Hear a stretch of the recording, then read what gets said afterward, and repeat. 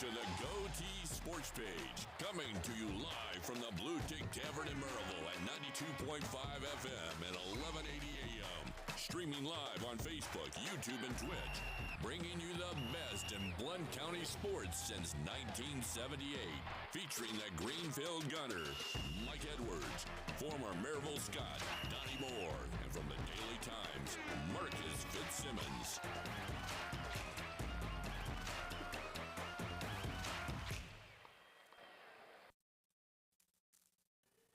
Hello, everybody. I'm Mike Edwards, the Greenfield Gunner, and I'm here at the Blue Tick Tavern in downtown Maryville, along with Blount County Sports Hall of Famer Donnie Moore, longtime sports writer, and Marcus Fitzsimmons. And this is the GoTeez Sports Page. William Blount wins the Battle of the Bell, and we're going to the whistle blows. And now let's set today's lineup card. Donnie Moore will report on the latest high school football scores involving Blount County teams, and we'll follow up with some national sports stories. Marcus Fitzsimmons will be on board to update us on what's happening in local high school sports. Blount County sports voice Stan Painter and Maryville High School volleyball will be on the docket. I'll talk some UT football along with the latest SEC news. Our panel will look at today's SEC football schedule and with some of the top national contests from across the country. We'll break down the college football rankings. The Let Her Rip segment is set to go, so let's break the huddle and dive right in. Donnie Moore and Marcus Fitzsimmons, good morning to you. And by golly, high school football is going down the stretch, and teams are looking at playoffs and kind of looking at the remaining games on their schedule and see where they're going to be placed. And we can catch a breather this weekend. Tennessee's off, and by golly, after that Mississippi State game, most of us around here need a breather. What do you all think, huh? I agree with that. Oh, yeah. Fall break came at a great time. Sure did. I think everybody needed it this time. And we're already done with week 7 in high school football, Mike. That's unbelievable. We can't even get a break in the temperature out there. I know, really. Summer's hanging on. Yeah, it just keeps on hanging on. I'm a little bit afraid we're not going to have a whole lot of fall. I think we're just going to go from summer to just downright cold weather. But anyway, we don't even have the leaves turning out there yet. And we got the third weekend of October coming up with Tennessee and Alabama here in a few weeks. And normally, Marcus Fitzsimmons, that's when all the leaves are in full peak, but they're going to have to hustle. Huh? You got to blame the Park Service for that. They were a little nervous about a possible delay and might have to close, so they delayed the leaves a few days. There you go. So they could be sure that they could get the agreements in place for Blount County and everybody else to help them stay open, so the tourists would be able to come to the park. Heck yeah, that's as good as the excuse as any, for sure. Hey, I got a letter rip this morning. I'm going to have to go back to last weekend's Tennessee football game with Mississippi State. Last Saturday, Tennessee was driving to what appeared to be a chance to kick a game-winning field goal as time was running down in regulation play. The Vols had timeouts in their pocket to play the clock, but kept them in their pocket to the point there was little time remaining in the game. 4 seconds to be exact. I guess they just wanted to practice a Hail Mary. Looked like a complete breakdown of clock management to me, Donnie Moore, but would you explain to me the clock management right there at the end of that contest? Well, Donnie's having the same problem that Vols did. He's choking. Yeah. I would if I could, Mike. Yeah. Yeah, well, Marcus, why don't you take over right there and explain to me what happened right there in the last I wish I could. I don't have an explanation for that. I don't know what happened. That's mystery to me. That was not management of the timeouts. I mean, you had them in your pocket. That's why you hold on to them.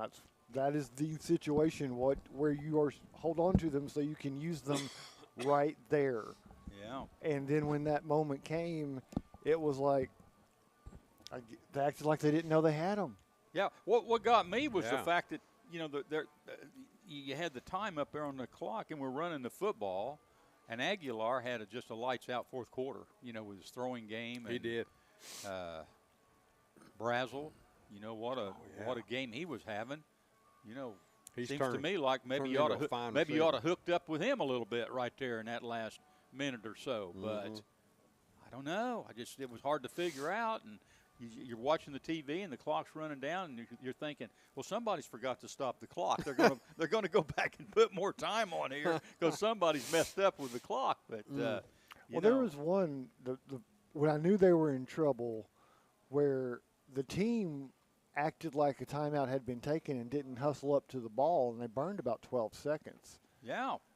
Before they realized that nobody had called timeout, and the clock was running, and they needed to get on the ball and get a play off.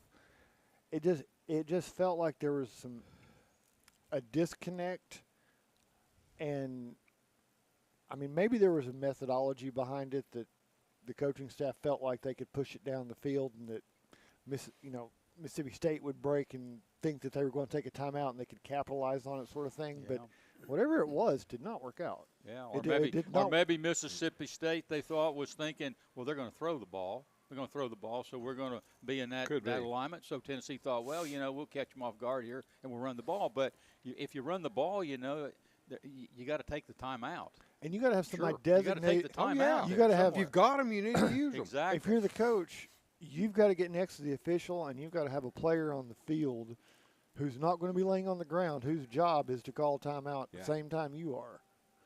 Yeah. Well, here's my question. I'm going to end it with this right here. All right. Did this cause either one of you to lose some confidence in the Vol staff or Josh Heupel with games on the line? Because we're not obviously Tennessee's not done with some of these games going down to where they can be decided, and the last two ball games have been cardiac arrest type games, with Georgia and Mississippi State. That's true. Do we still have the same confidence level now, or? Well, I'm going to be positive. Have they learned their lesson? I'm going to be positive and say that I hope that was an anomaly. Because if it's not, if it becomes a trend, then I certainly will lose some confidence in the powers that be. But it's concerning. It is concerning. It's concerning, and it's a little bit uncharacteristic for Heupel and his staff. Like I said, it felt discombobulated, like somebody was not doing what they were supposed to be doing in the management and reminders, and it just felt that way. But it's also something that I'm not giving up and saying it's a problem yet, because Heupel's always working to get better. He's one of those guys who's always working. He's that quarterback who's always looking at film.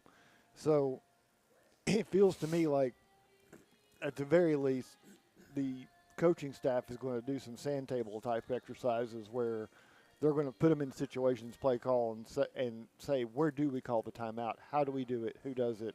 It feels like something that's very fixable. Yeah. Well, what I was thinking right there was they're going to go down. They're going to throw some passes down and out, get out of bounds, leave themselves a time, and then the field goal kicker, Max Gilbert. Max Gilbert's going to come in. He's going to redeem himself, by pulling this one out against Mississippi State after missing the field goal against Georgia. And I know, going through Max Gilbert's mind, it's like, hey, this is a chance for me to kind of redeem myself right here. And usually he's pretty automatic. And I really look for that scenario taking place right there in the last, 35, 45 seconds. And by all rights, that's what should have happened. Yes, at least a chance. At least in my mind. And that's the point where I say that there could have been another mindset going on, that given what happened with him at Georgia, given UT's problems with the offensive line, especially with the offensive line on the road where it's loud and there's cowbells and things ringing. Oh, those cowbells. They were more likely to pick up. The thought may have been we're more likely to lose 10 yards on a false start or something, another flag, and push ourselves right back out of it, so why not just go for it anyway? Yeah. That could have been the thought. I'm not saying that's the thought. I don't have the insight into their mind. Could have been. But at the time, I was thinking they're afraid to kick the field goal here. Yeah. Well, it worked out. It worked out. They ran the first play in overtime, and they scored. And, of course, Mississippi State got down to the 5-yard line with the 1st and goal right down there in the overtime period. And then I was thinking, Oh, no. Were they going to score, go for two, and that's going to be the game right there? Oh, boy. But that didn't happen. The defense rose to the occasion, and They did. even though it wasn't one of Tennessee's stellar performances, I'm not so sure, Marcus, maybe last year's team, maybe they don't come out of this game down there at Mississippi State, So from a positive standpoint, they kind of withstood everything that happened during the day, especially with their defense and run, with with State, pretty well controlling the line of scrimmage at times with our defense. I thought we got through the day, and I think that's really the positive part of last weekend. Is a win, no matter what in the SEC, and under adverse conditions down there, and taking it right down to the end, you got to hand it to them that they ended up winning the football game. If this was last year's team, this would have been the Arkansas game. This would have, because if you don't have Joey's arm and accuracy, you don't get that big splash play that gets Tennessee back into the game. Yeah. You don't get that big, 60, 70-yard completion that puts Tennessee right back into the red zone and answers Mississippi State almost immediately. Sure. Yeah. You don't get that with Nico, and if you don't get that, this game gets away from you. Yeah. Is this the game? I'm a real believer in things evening out, in a season. They lost the tough game to Georgia. Yeah. They missed the field goal that could have won the game. Now they're down at Mississippi State. They're on the ropes. Mississippi State, if you go back, was up 7. They had a kicker that's almost right on every time he goes onto the field. Yep. And they muff a field goal right there that could have put them up 10, and that would have really put Tennessee in trouble right there. Put us in a hole for sure. Yes, sir. So I'm saying Tennessee got away with one down there at Mississippi State. Does that offset the Georgia game or not? Well, it depends on who you talk to. The coaching staff, probably so. Maybe some of the fans might not think that as much of that, but I think it was a good win. It wasn't a pretty win, but it was a good win. I'm just not real sold on how good Mississippi State is. I think they're at where are they at today? They're an underdog. They're at Texas A&M today. Ooh. And they're a 16.5-point underdog. Yeah, well, you see what I'm saying? They'll need every point of that. I'm just thinking, if they were really that good a football team, and they came that close to Tennessee, there's not much respect for them going to Texas A&M today. 16.5 points is a pretty big spread. But they pretty much outplayed Tennessee most of the game. They really did. Yeah, they really did. But you got to hand it to Aguilar in the offense, and you got to hand it to the defense because 2 of those scores, were defensive scores. That's right. As bad as they played, Marcus, they had a hand in the win by getting those 2 scores on the defense. It's we forget that there's so many pieces missing off that defense that we still haven't seen yet. Yeah. That we were counting on. This is such a crazy year because this summer, we were going in, the defense is what we could rely on, and then a couple key injuries, and now it's questionable, and the offense was a question mark, and we're watching Joey have a season. So it's very different than what we were saying 3 months ago, but at the same time, that defense is still very opportunistic, and it's some of that youth. They're going to get burned, but they're also going to make some plays. That's the compensation. Yeah. I mean, it'd be one thing if it was just youth getting burned and getting worse and demoralized, but they're making plays, and they're trying to make up for where they fall short. They're giving up a lot of points. They giving are up a lot of points, and they're not stopping the run. And if you don't stop the run, man, that's a hard deal. That keeps you on the field a lot. Mm-hmm. But they have made some big plays. The stand down on the goal line in overtime, and the 2 plays that they got that resulted in touchdowns.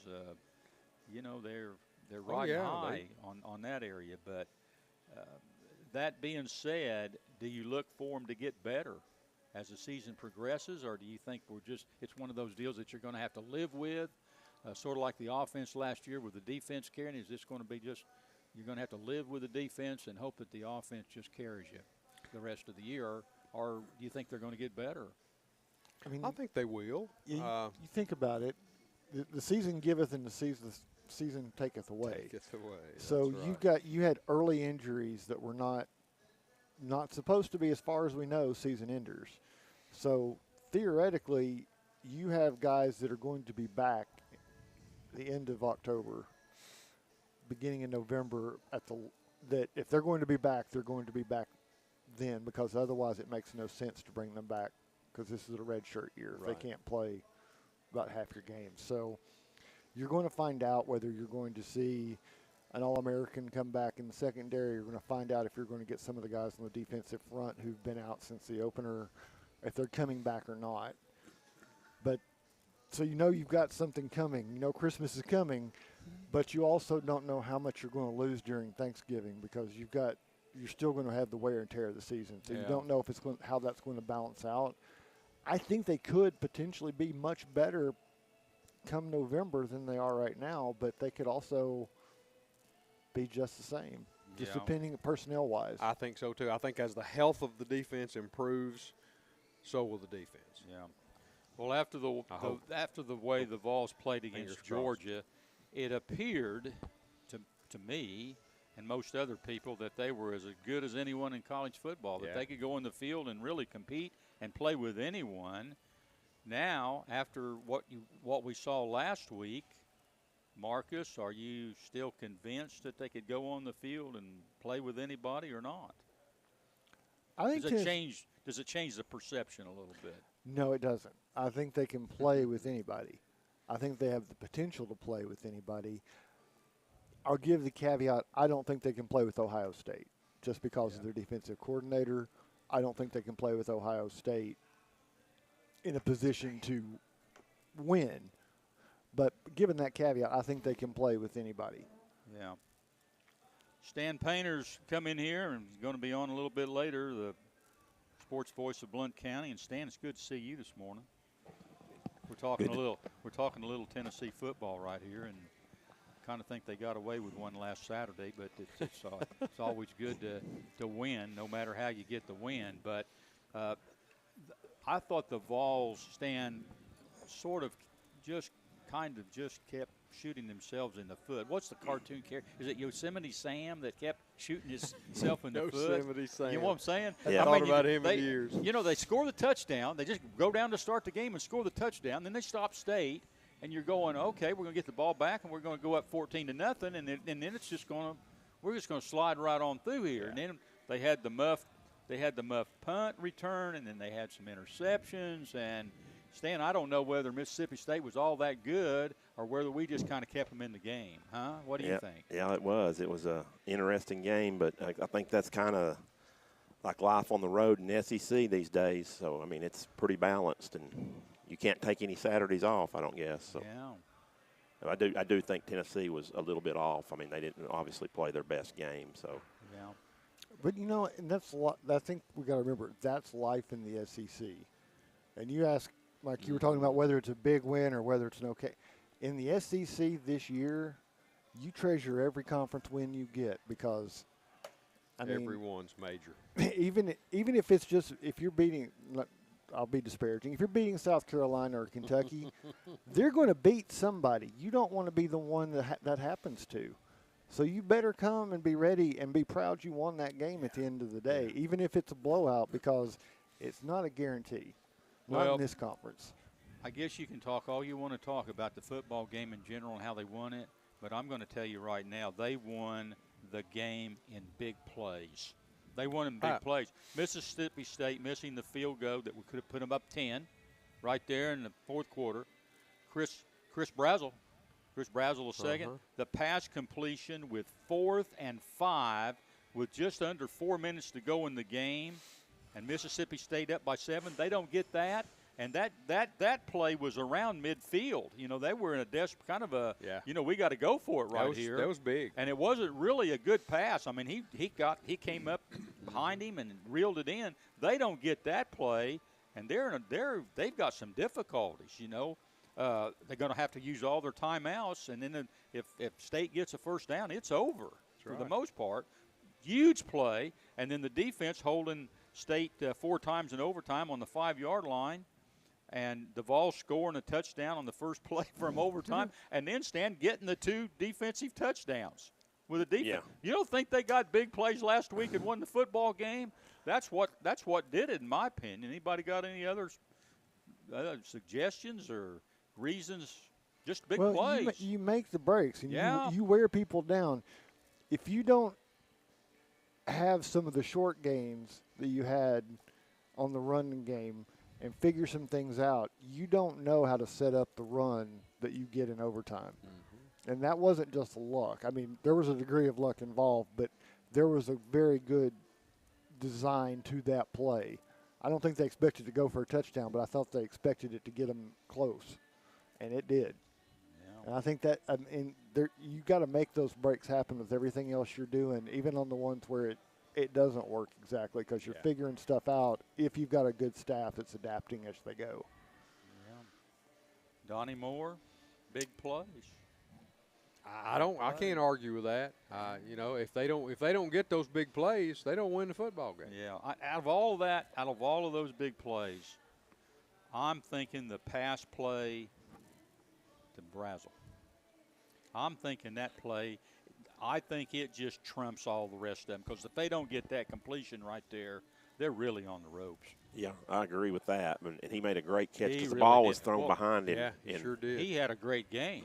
Listen, he's turned into a great receiver for them. Well, this connection between Aguilar and Brazel is something to behold. Yeah, it's they've got it going right there in that regard. And of course they had the touchdown called back. True. They had that one called back, which was kind of questionable. But anyhow, good win. Let's look at the games left on the schedule. And we kind of ranked these a few weeks ago, and I've re-ranked them. I've got Alabama right now as the toughest game, and you guys I want your input here. I got Oklahoma as the second toughest. Alabama's 3-1, ranked number 10 in the country. Oklahoma is 4-0, ranked number 7. That Alabama game's on the road. Oklahoma's at home. Vanderbilt's 5-0. Now I'm looking at this right now, and they're number 16 in the country. I'm looking at that game as a third. Florida down there, unranked. That game's but always dangerous. Yeah, always dangerous when you down go to there, the swamp. But they may not even have a coach. I mean, they may not. I mean, he may be done today. And then of course Arkansas, they're in the first 3 or 4 games. I was thinking that Arkansas, because you look, they blew out their first 2 opponents, and I know they were non-Power 4 opponents, but they only lost to Ole Miss 41-35, and really had a chance to win that game. You know, they had the ball driving, and then they lost to Memphis 32-31, and then Notre Dame blew them out. Now I know Notre Dame blew them out. I know they blew them out, but they can't be that bad, Stan, can they? I mean, you know, they're bad enough they sent the coach packing. I guess in that game.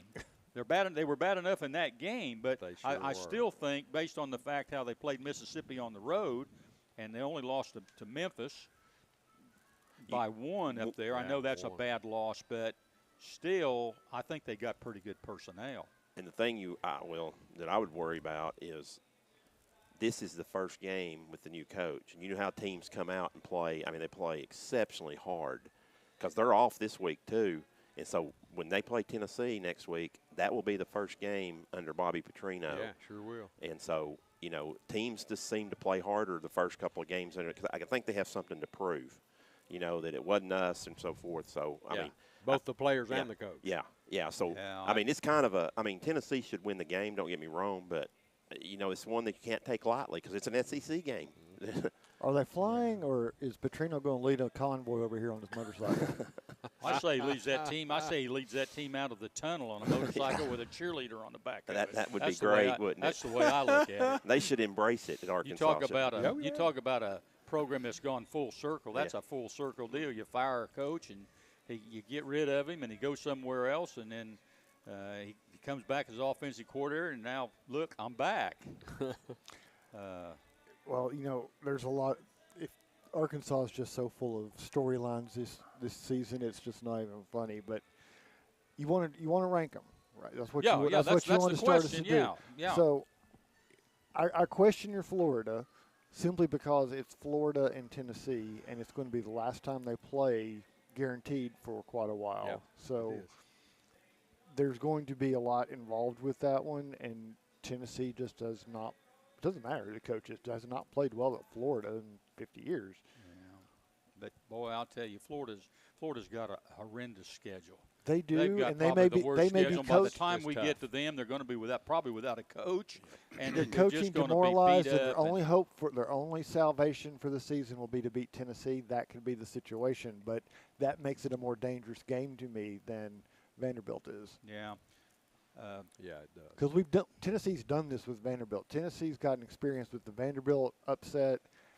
I don't think that trap game is going to re-enter Tennessee's lexicon until they win another 30 in a row. Yeah. Right. Donnie Moore, they got to go down to Alabama, which is going to be a tough deal down there, no doubt about it. Oklahoma, I thought was going to be, man, Oklahoma's really playing well, and they're doing it, but they've lost their quarterback. Yeah. I'm telling you, you lose your quarterback, and it's a whole new ball game. Sure is. It's a whole new ball game. So I don't know how that's going to play out with them. And by the time Vanderbilt gets to us, I think the talk probably will be a little bit off of Vanderbilt because they've got a tough schedule. Look, they got Alabama today. They got LSU next, then Missouri, and then they go to Texas, and then they got Auburn. I don't know. Stan Painter, I don't know who made their schedule out, but obviously they liked them, and everybody else did too, because that's unbelievable schedule. I mean, if I was Tennessee looking at Vanderbilt's schedule, I'd be saying, I'm really glad that's you and not me. Yeah. 'Cause that's rough. It is, and Florida is too. Florida's, of course, Florida went out and scheduled, they play Florida State every year. They have Miami this year, and then South Florida. South Florida, which you never know when they do those contracts. But their schedule is brutal. It is. I mean, they've already played LSU. They've got Texas. Of course, they got the Tennessee game. They got the annual Georgia game in Jacksonville. So pretty brutal. South Florida is kind of like the Memphis of Florida because none of the state schools want to play them because every 2 or 3 years they're going to upset somebody. Yeah, they sure did. They went up to South Bend several years ago and beat Notre Dame in the first game of the year up there. And So I don't they're know a why the dangerous team. SEC keeps scheduling Memphis because because Memphis is close and available and whatever, but it burns somebody every 3 or 4 years. Yeah. They go and play Memphis and get beat. They're a lot like back in the day, Stan, if you can remember back Southern Miss. Back in the day, Southern Miss was like that. They could always go out there and beat somebody that was bigger than them. And yet people put them on their schedule for homecoming. Yeah. Yeah, I don't know. Yeah, I'm like, can you think of a better way to bring down your annual giving than to have the alumni all come back and then have you struggle against Southern Miss? If you're looking at the polls, right here and looking at the playoffs, Tennessee got the win last week. They didn't move any. They stayed at 15 in the polls, so that game really didn't help them very much. Alabama, when they go to Alabama, that game, you can circle that one. That will be a game that can help them in the polls, and possibly Oklahoma. But after that, I don't think there's anybody left on that schedule that's going to be a feather in your hat as far as, hey, look who we beat here. Right. As far as making a pitch to get in the playoffs.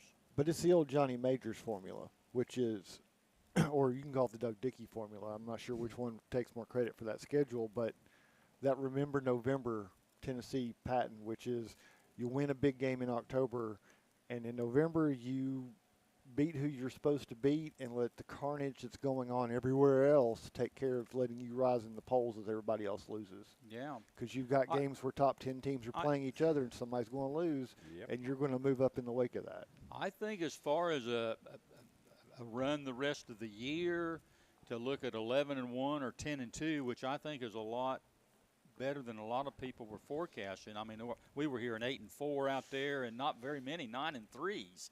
Going into the year. I'm still 7-5. You're looking at a lot. Yeah. Well. Okay. Okay. We'll get you a mental test after the show's over. But I think they're going to be better than 7-5 based on what they've done right now. But I think as far as what's left, Stan Painter.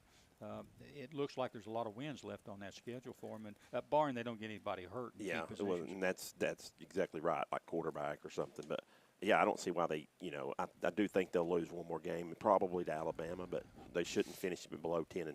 There's no reason this team should be less than 10-2. Yeah, and that would put them in some talk with the playoffs. Depending how everything else goes. Yeah, everything goes according. Hey, we'll take a timeout here, and when we return, Donnie Moore will provide some high school football scores from last night and some other news around the area, and veteran sports writer Marcus Fitzsimmons will join us with his feature Market Down. You're listening to the GoTeez Sports Page, Blount County Sports Voice, and now stay tuned for the best in local sports.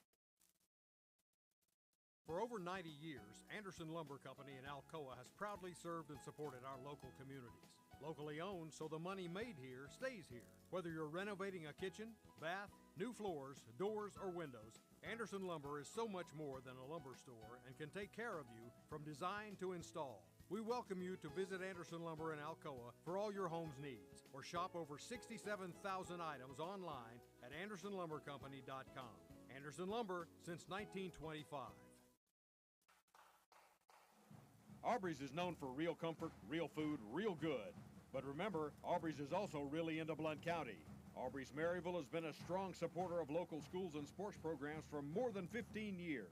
From baseball to football, dance teams, and marching bands, Aubrey's has helped schools and youth programs generate thousands of dollars. It's easy for us to do because it's the right thing to do. So the next time you're looking to choose a place to eat, we hope you'll choose Aubrey's. Real comfort, real food, real good. See what's on the menu at aubreysrestaurants.com. Welcome back to the GoTeez Sports Page. Donnie Moore, just about everybody is in action this weekend, and as you told me there before the show, there's not going to be many of them in action next weekend. Absolutely not. So we're going to have to do a lot of talking today about everybody's idle football next week. Yeah. And I'm so happy. I usually we have this happen at least the last 5 or 6 years, and one school is playing. Generally, it's been Greenback. It's been on a different break schedule. So it's like, okay, we're off, but we're not because we still got one.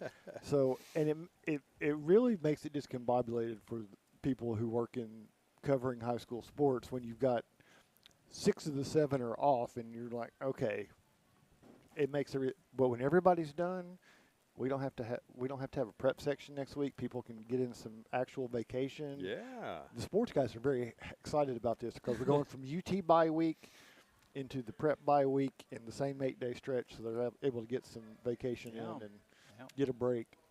All right, let's get into our local focus, brought to you, of course, as always, by Mandy B. Street Realty. Thanks to them for their sponsorship. Prep football, week 7 in the books. Boy, it's going by fast.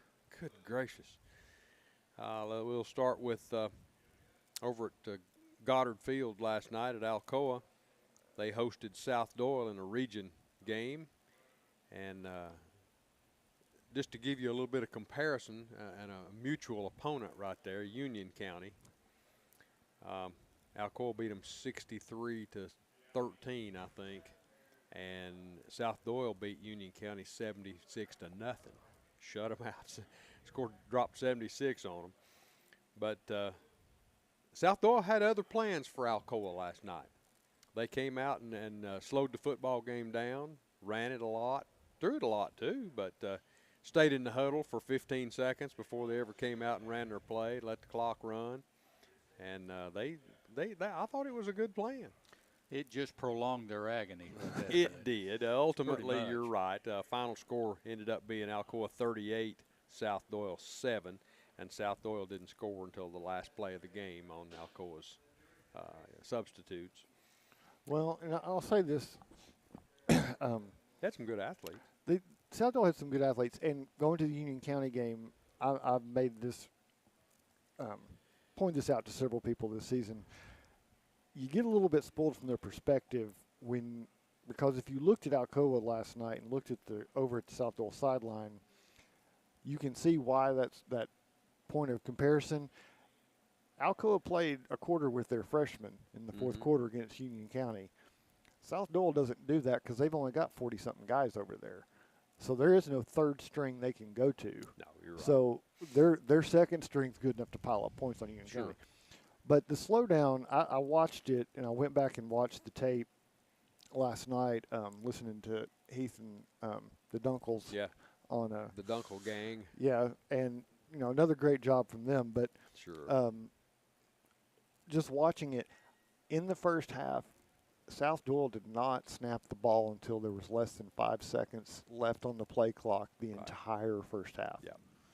So for the game stats, Alcoa only ran 39 plays last night, Wow. but they scored 38 Scored points. 38 points. And you have 13 passes from Manu, 5 of them go for touchdowns. Uh-huh. I mean, Yeah. just uber efficient kid. Yeah. Let's talk about Thomas Manu for just a minute.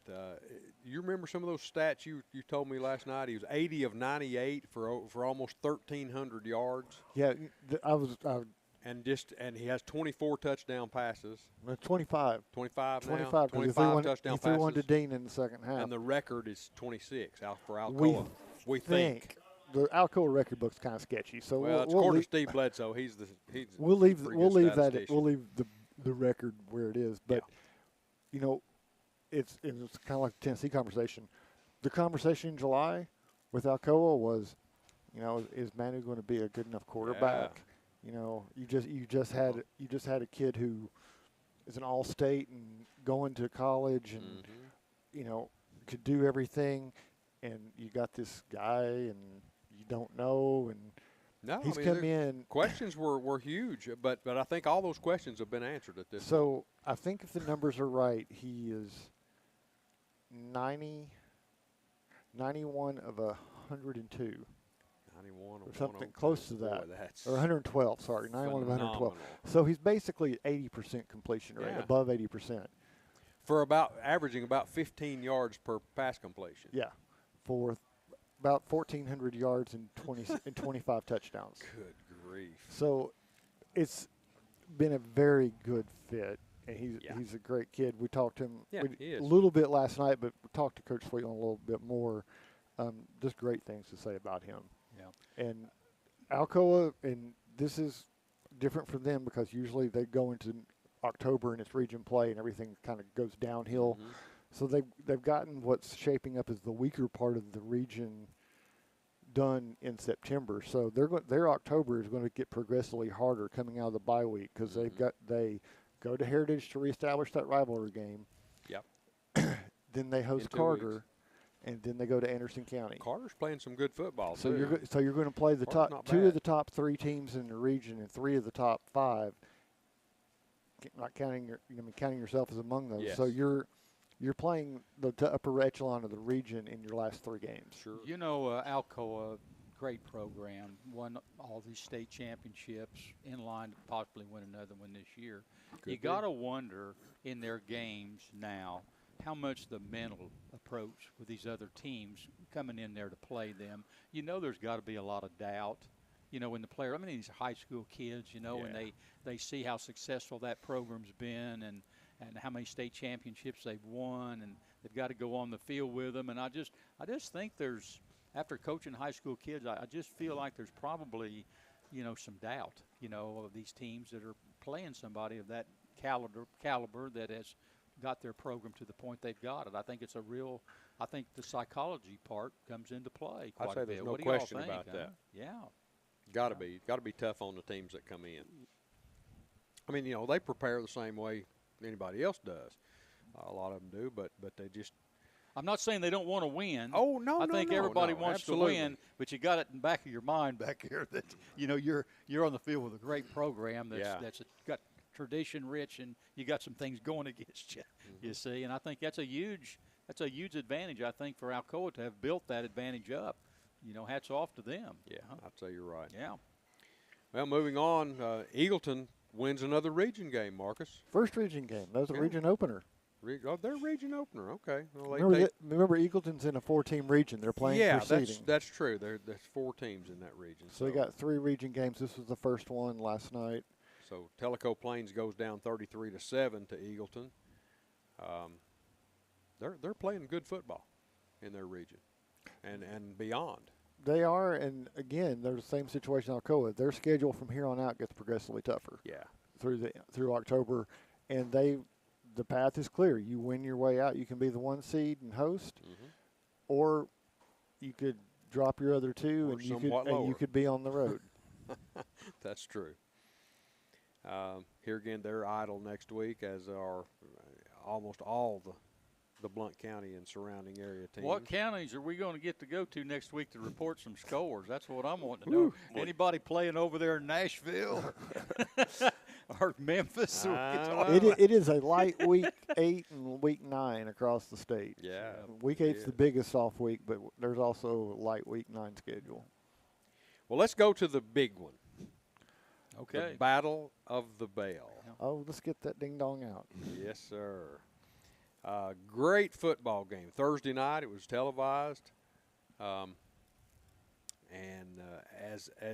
was a little disappointed in the number of people that attended that game. I was too. Mike. I was too. Well, it was televised, Donnie. Well, I understand. I was among those who watched from the comfort of my couch. It was, I guess, it was going on fall break. Too. Thursday night. I think some people had Thursday left night, town. fall break, televised.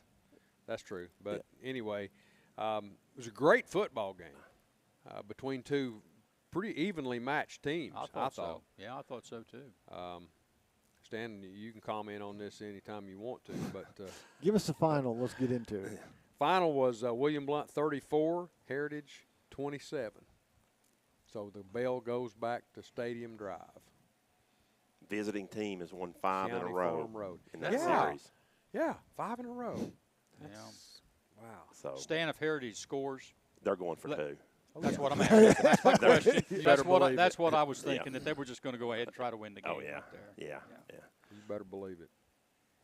Coach O's, he's a gambler. I don't know if anybody talked to him, Marcus, from the paper about that. Ask him, but I didn't see anything when I read it. But I'm pretty sure, knowing him, he would probably – and I would too, because here's the thing. That high school overtime rule is kind of – I mean, I don't know if either team could have stopped any – they might have played all night from the 10-yard line. Yeah. You know, I mean, because that's what it – you know, it goes on the 10-yard line. You got 4 downs to score. Yeah, it's not the 25 like it is in college. It's the 10. And so – the way those two were playing, right. you're right. Packer might have been on the air until about midnight, and it'd be 95 to 94. Well, if it had been in that situation, one of the good things that we wouldn't have to keep time. Right. Now, you were up in the booth. Did you have the correct time? put Because I was Stan on watching the the spot game. about it. I got the understanding that nobody had the correct time right there in the last part of the game. But how did you feel about all of that? Went on? A lot of chaos right there. It was a lot of chaos, and it's unfortunate because you feel like that. You don't know. It's kind of like a black eye toward the end of it. And Donnie said a great game. I mean, it was just a great high school game, But I'm sure they did the best they could to figure out what was what and so forth. But it worked out.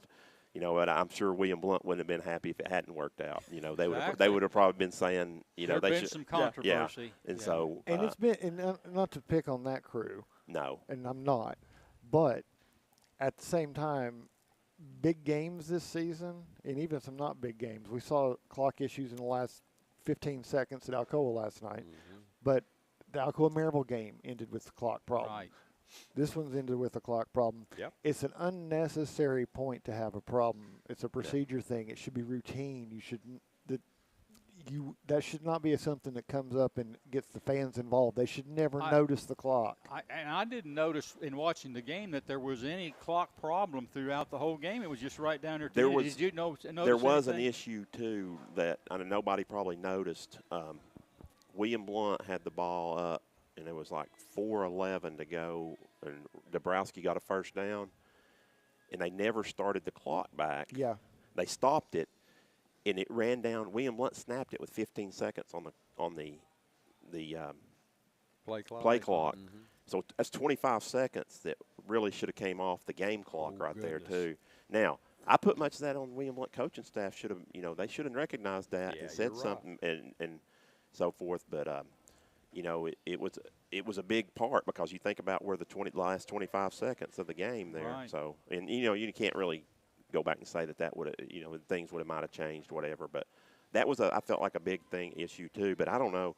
Sometimes those. I would say this, knowing from William Blount and talking to Scott Cup and stuff, those things are very sensitive that they run on the clock, on the field, and sometimes so sometimes, I don't know, maybe they just hit, I don't know what it is. And I don't know, maybe it's wireless now. I don't know if they run it wireless. And they're not only are they sensitive, it is one of the hardest things to repair and keep maintained because of when it's not wireless, when it's on the backups on the lines are in a place where you can't get to them to repair them on a field without tearing up your AstroTurf and the track to get to where those junctions are. So it's something that at the high school level, it's one of those things that can go wrong very easily. But that being said, it's almost like it's difficult because it's done it frequently this year at the exact worst moment, which is Murphy's Law. But Donnie, let's finish scores. Let's finish up the scores. And we'll come back. I want to put Stan on the hot seat about some of this stuff from William Blunt. I want to know if he saw what I saw. All right, sounds good. Maryville traveled across one of the grand divisions of Tennessee, moved into Middle Tennessee, and traveled to Cookeville. The grand division was that kicked off an hour later than everybody else. Yeah. I got to listen to Rebel Radio for an hour last night, which I don't usually get to do. So Maryville takes on the Cavaliers of Cookeville High School. Had no trouble with Cookeville whatsoever. Maryville wins 35-0. William Blunt's Idle next week. We didn't really go into that. We can catch up on that one in the next bit, but I did want to go into where Maryville finishes off because it wasn't quite what we thought. They're going to get another non-region game with Science Hill coming out of the bye. Yeah. And then they're going to play, this is becoming a storyline, the top two teams in the region besides themselves, Bradley Central and Oak Ridge. So that's going to decide the top three seedings easily. Right there. Right there. Maryville controls its fate, but this is not something we've seen happen very often, but it's happening in region after region where the top teams are playing each other in October. So I got a question, Marcus. Now that the couple of years ago, the TLS AA they schedule your region games now. Yes, you don't. I mean, not only do they set the region, they actually schedule when you play. They schedule whether you play Thursday or night, Friday, yeah. Right. And that's because of a lack of officials. They don't have enough officials. So in certain parts are bigger. But do you think they strategically are doing that now to make these games meaningful? I mean, you're doing them a year in advance, so it's kind of hard, I know, but still. Well, that's got to enter your mind. I mean, I think you'd have to have a pretty good crystal ball for that because. Well, but look, I think it could have very easily. Farragut could have been, depending on where a lot of kids from Bearden and West went. Farragut could have easily been one of the strongest teams in this region, but it didn't work out that way. But Farragut's not positioned on the Maryville schedule where that really mattered. I mean, if I was drawing up, I think I would have put Farragut Bearden later in the year. Yes. But, I think it could be. I don't think anybody will ever admit it if that's happened. I don't think that anybody will admit it. All right, Greenback goes to Wartburg Central last night and had a great evening. Greenback wins 48-7 over Wartburg Central, and they of course are Idle again next week. And our last score in the list. Let me say on you got something on that one. That was a huge win for Greenback. Oh, yeah, I mean, that was their most dominating win of the year. But it was also, I mean, Wartburg's new to this region. They dropped down from 2A. They're one of the biggest teams in this region. They were 2-2. They were going into this game in the region play, so this was a must-win game for Greenback, and they just went in and handled it. Dominated. So with that win, Greenback is up there teetering between the 4 and 5 spot that they can play. They're in that same position. They can win their way into the playoffs. Control your own destiny. That's you don't want to spend October thinking you're out of it. That's the worst position to be in. Our last game on our list today is Seymour at Sullivan East, and the Eagles win this one, Marcus, 36-13. Go Eagles! Yeah, go Eagles. I know. I'm happy. I'm happy for them to get. But this is a game they were supposed to win, and I'm glad that nothing got in their way and they didn't trip over anything and got it done. Well, Seymour is the only team that plays next Friday. The only one around. They play. They host Northview Academy next week. who Huge lost. rivalry It is, game. yeah, big Huge rivalry. game. Northview Academy lost to Volunteer 41-3 last night. Sevier County must be the only school system not on fall break next year. Because I know They Knox must. County is too, which is typically Knox County is the week after. Yeah, so a right. lot of the Knox County teams are off next week too. That's true. That's true. So Sevier it's- County's probably It is the a only very system dead weekend, which Yeah. makes it a great time to go to the mountains and check Oh, out yeah, no the question. reopened Smoky Mountains National Park. Opened at midnight, right? It opened up at midnight this Yeah. morning. Well, that's it for our Mandy B Street Realty sponsored local focus segment for this week, week 7 in prep football. I'm going to lateral to veteran sports writer Marcus Fitzsimmons for his feature, Mark It Down, after I tell you that you're listening to WKCE 92.5 FM and 1180 AM Mid-Century Radio. Marcus? Well, thanks, Donnie. We'll call this a fumble, Brewski, but we're just going to pick up right where we left off with There we Stan go. here, going back to the William Blunt Heritage game. Stan, you saw this. And it could have gone either way. So, up in the booth, are you guys just about to have a conniption? Like, are they going to bring him down on the last play? Is he going to get in? I mean, like, it's got to be almost as heart-stopping for you guys as it is for the guys on the field. It is. It is. Robbie and I both very vested, and so, and I honestly think that I didn't think they would. I thought they would just score in but Well, the way they were running the ball. Yeah, and so that's what you think. they made Stogden and Was it 13? Blouse, that made a great play there on that. And so, it's done. They did a great job, but you just kind of felt like this is not going to end good, and it kind of felt like midway through the fourth quarter, whoever has the ball last might win, and I mean, because William Blunt jumped to the big lead, 19-0, and then when Heritage got back in at 19-13, I think, or something like that, then you just felt like, okay, we got to stay one score ahead of them, and William Blunt tried to do that, and it's 27-13, it's 27-20, it's 34-20. And then Heritage got the ball back, and you thought, oh, boy, it was 34-27, and Heritage gets the ball back. I think on the personal foul, William Blunt had a first down at the 21-yard line that was called back because of a personal foul. And so they ended up they turned it over then on downs, and that's when Heritage set up Heritage to go all the way down. And you just knew, as Coach Edwards said, well, you think they're going to go for – oh, yeah, they're going for 2, and certainly. And so you just had the bad feeling, oh, boy, this is going to be, end. But, I mean, it was a great football game, as you said. And, I mean, I know people say, well, that's easy to say because you all came out on the top. But it was a good football game. And, one of the things I want to look at is look how good the county programs are, how much improvement they have been. William Blunt's setting at 5-2. Heritage is 3-3. Heritage could be, of course, if they get that, they probably beat Clinton if it doesn't get rained out. Yeah. So, and then they've had 2 tough losses the last 2 weeks. They lost in the last. They had a fourth down. If they get a fourth down stop against Carter, they win that game. And then they could have won that. So I mean, Heritage could be sitting 6-1. They're a couple plays from They really are. And then Eagleton is sitting over there at 6-1 right now too. And so, I mean, I'm just encouraged by the fact that the county teams are, have made some great strides. It wasn't that long ago, Donnie, you know this, that William Blunt and Heritage played, and they hoped they beat each other so they could win a game. Yeah, one might be 1-9, the other one 0-10. So, well, I think the placement that the divisions and classifications that they're in now have greatly benefited them.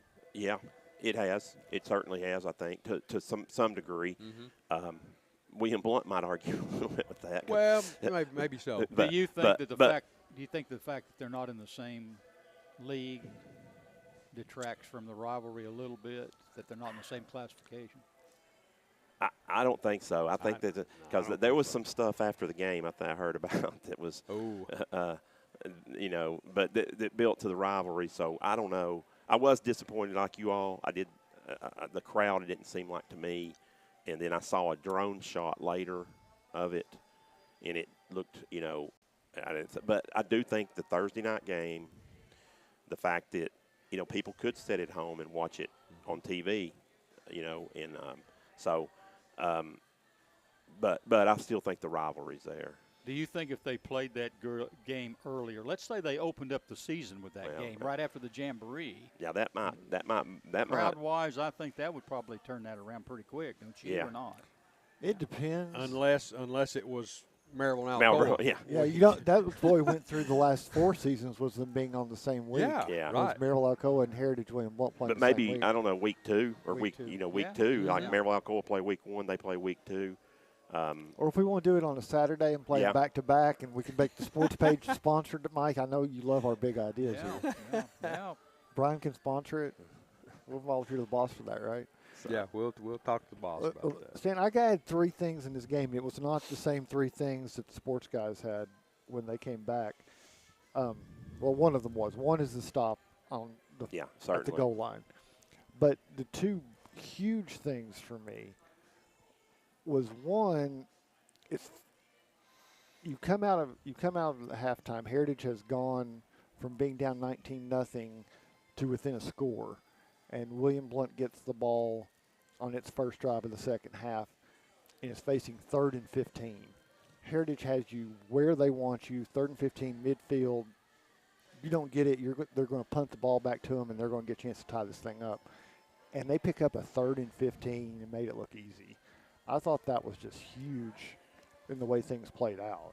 Yes, you're exactly right. And there was another lady, 3rd and 12, other too. And they threw just a bubble screen to Robinson, and he was able to break a couple of tackles to get a first down. You know, that you feel like that Heritage. You know, when they go back and watch film, they're going to say, you know, this. You know, but so yeah, that's and you know I kind of felt at halftime because William Blount has started fast all year. Yeah. And then they've had a lull in the second half, and then, you know, you go back. They were outmanned against Powell, but like even the Halls game, and then they fought back, and then you know they kind of let that one get away from them. But so there was some key plays there on 3rd down that William Blount was able to convert, just throughout the whole game really. I thought that ended up being huge that they were able to go ahead and score on that drive. And I think that might have been the one that was that when Dabrowski ended up on one of his touchdown runs scoring on the. And then the other one that was, I think with all the dramatics in the second half, that kind of got lost was the first half you get an interception. It's not a pick 6, but it sets up a very short field like the 6-yard line or something like that. That ended up being huge the way this game plays out because that scores the difference. Yes, it is. It is. And, Sure and like is. you said, the only turnover in the game, you know, and you know, here's the other thing, going back to Donnie talking about, I think William Blount punted twice and Heritage punted 1 time, and there was only 1 turnover. So, Goodness. you know. Clean game. Yeah, it was a clean game. Other than there were 16 penalties in the first half, Yeah, 8 and 8. besides the But they penalties. cleaned it up the second half. There was did. only 4 penalties in the second half, 4 accepted penalties. So, but yes, Marcus, that was huge because now I will say this. I think Heritage kind of got it that back a little bit when they did the surprise onside kick and was able to get that as well. So they were able to get that possession back, but it was still huge because that did set William Blount up inside the 5-yard line. So Campbell made a great play on that, you know, for William Blount that kind of jumped that route right there and got that. So, You know, because I mean, Heritage had because of the onside kick, because of some other big plays. That's what kept it where this was such a good game. Yeah, that was a beautifully executed onside kick. It was. But it caught William Blount totally by surprise. It did. It did. But what kind of stood out to you when you walked away from this and you've had a night to think about it? You were like, gosh, I am so glad this happened. Yeah. You know, it's just the play. Dabrowski has an opportunity to, you know, I mean, he just makes big plays. Watching him every week, and you know, and he's got that escapability, you know, that he can make when the play breaks down, he can bail on you and still do so. Obviously, he has a connection with Gavin Robinson as just a sophomore. I mean, Gavin had 8 catches in the first half. Goodness. And so he didn't score a touchdown this week, but he had, you know, he was certainly a possession receiver. But anyway, you know, as I walked away from there, you know, it was just thinking what Mike or Donnie said is that it's just a great high school football game, you know. And this series has not always been that way. I mean, there's been some really good games in this series, some really tight ones. You know, you guys ran an article this week about the cardiac govs and in '99. Yeah, and I'm glad you mentioned that because I'm going to tell everybody right now what I told Caleb Thursday afternoon. We're going to end up with a close game, and it's going to be your fault for writing about that game. You don't mention that game at all because all it does is make for a very close and exciting and possibly overtime Battle of the Bell. You just don't mention that particular year because it makes weird things happen. You're right. So I blame Caleb completely for if we want to get Mike, if you want to know what happened with the clock, we blame Caleb. Blame him. He's not here to defend himself. Now And that makes it even better. You guys have talked about the bell, the bell. Well, on television, they were trying to figure out how the bell came about. So would somebody here on our show tell us how that came about? There's not a real – I'll say this, that this goes back to Holden Lale. Holden Lale and came up with the bell, and he said – Holden says that William Blount and Heritage need to play for something, you know, and he's talking about, you know, the Big Ten has all that, the wooden bucket. The old oaken bucket. The old oaken bucket and, you know, all the different things. So he says – and so John Davis, I think, was still the principal at William Blount. Yeah. Holden, I think, had retired, but John was still there. And John said something about, I've got this old bell on the farm. You know, and John had been at the Heritage side and he'd been at William Blount's side. And so he brought this bell and, you know, so and then both schools took it. And, you know, what's crazy is that's about the time that William Blount started this huge – if you look at the series – other than this, like, 20-year period, it's pretty even series. But then William Blount won for, like, in some of them they shouldn't have won. I remember a 50-48 game. You know, that was awful. Yeah, and, you know, and so forth. So it was crazy. William Blount shouldn't have won 20 straight, but somehow they did. They won some games they shouldn't have. Now, some of them were blowouts, too. I mean, but I mean, you take away those 20 wins, the series is like 32-15.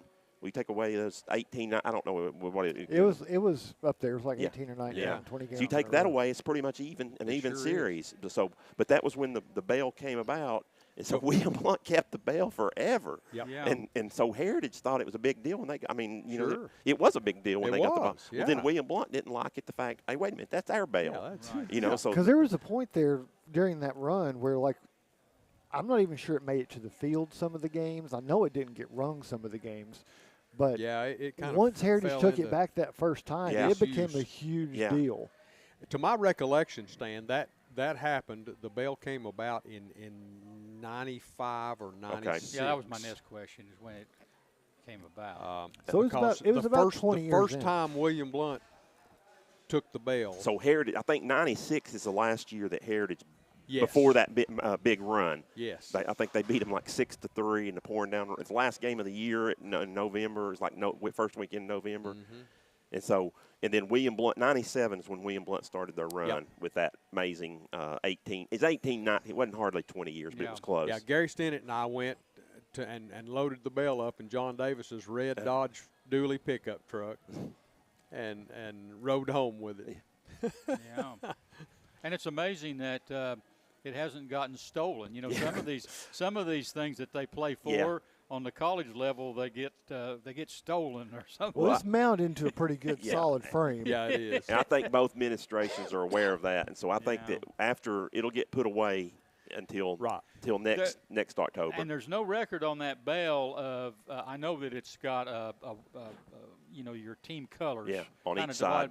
But there's no a listing on there that the years that you won. You know, a lot of actually bells, they do. They have but it's like in marker or something. But it's hard to see. It's hard to see like from TV and stuff. But you get up close, you can see it. Yeah, it does have the scores. That old oaken bucket that Indiana and Purdue play for, they add either a P or an I to a chain. It hangs off of the bucket. You know, depending on whether you win or lose. So, yeah. Well, Stan, I appreciate you coming in. Before we get out here, I do want to say. William Blount going in has the bye week like everybody else, has a huge game coming out of the bye week. They're hosting Knox West, which is their chance to – I mean, you win that one, you're pretty much in the playoffs. Oh, yeah. But that's going to be a tough game because West has been getting better from a horrible start. and then they turn around and go to Central, which is another tough game. So Yeah, like everybody you're right. else, they end Campbell County the last game should but they've got 2 out of their 3 tough games, and they have to have. They can't go 0-2 during those against West and Central and make the playoffs. So. They've got to win one of those two. Gotta and prefer play well. both. Yeah. But anyway, we appreciate you visiting with us right now. You're welcome to hang around, but we're going to take a break, and we're going to get on another set of special guests here for the Player of the Week segment. Mike, you want to go ahead and turn the page? Thanks, Marcus. It's time to turn the page, and up next is the Anderson Lumber Company Player of the Week segment. You're listening to the GoTeez Sports page, and now stay tuned for the best in local sports. The Roger L. Newman Company began in 1984 with a vision of providing Blount County with excellent heating and cooling service. Mr. Newman also wanted a real business. No gimmicks and no high-pressure sales. They just fix it or replace it. They want to stay within your budget and make you comfortable. Their motto still stands true today. Call us first, we'll be there. Call Roger L. Newman Company at 982-5446 or visit online at rogerlnewman.com. Cooler temperatures are approaching. Upgrade your furnace now for as little as $50 a month. For over 50 years and 3 generations, the people of Blount County have trusted Stevenson Tire with their vehicles and their families. Our mission has always been simple: to provide quality products at reasonable prices with exceptional customer service. Featuring tire products from Michelin, B.F. Goodrich, Uniroyal, Bridgestone, Firestone, and Yokohama, Stevenson Tire also offers alignment and brake services at affordable prices. Stevenson Tire Company, 2411 East Broadway Avenue in Maryville. Call 983-1621 or online at stevensontire.net.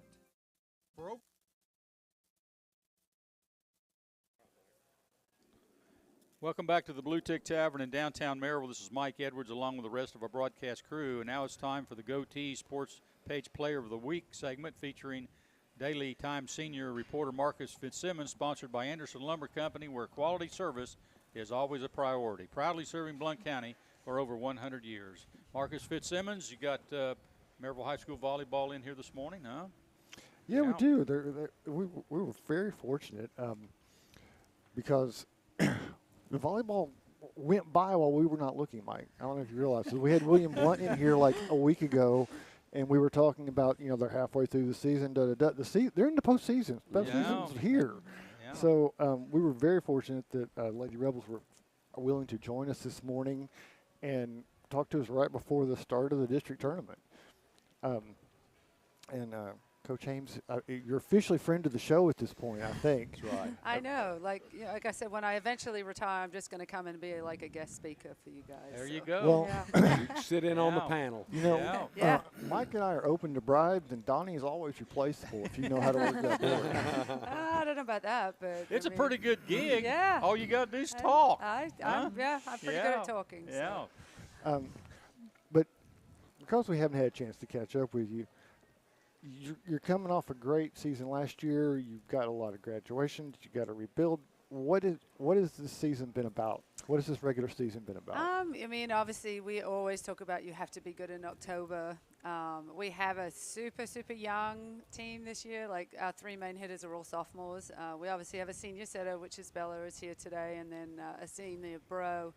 But neither of them actually played that position last year. So, Bella's running a 5-1, and then Bree was a DS last year, and she's the bro. So we're relying on really, really young, and we've had some wins, had some losses, but really for us it's that growth, and you've got to be good at the end, and we kind of put ourselves in a good position. We actually ended up coming out second in districts, which is great for us, and it's great to see that our rival William Blunt, that we're really good friends with, they came out first. So it's really cool to see the strength of like the Blount County volleyball in probably one of the stronger districts, in Tennessee. So that's kind of really cool, and we've kind of put ourselves in a position that, if we play well next week, we have a chance of at least making it to regions, and they're going from there.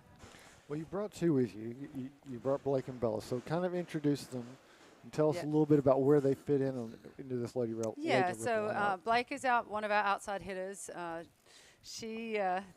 She passes 6 rotations, has a really good serve. She ended up almost 300. She's over 300 kills on the season. So she's really been our go-to girl. She's taken a lot of swings. I'm surprised her arm still works, but she's kind of done really good. And I mean, as a sophomore, having to take that much load and that much pressure, I mean, she's on the court all the time. She's just done amazing, and just I've really seen her growth just over these last couple of months. And obviously Bella coming in, she did set a little bit last year, but then was a DS row, but having to come in and run the show and run the offense and as a senior and not setting a little bit, but not as much. And so she's done a really good job in leadership and really kind of stepped up and kind of taken this team. And I'm definitely excited to see how the postseason is going to go.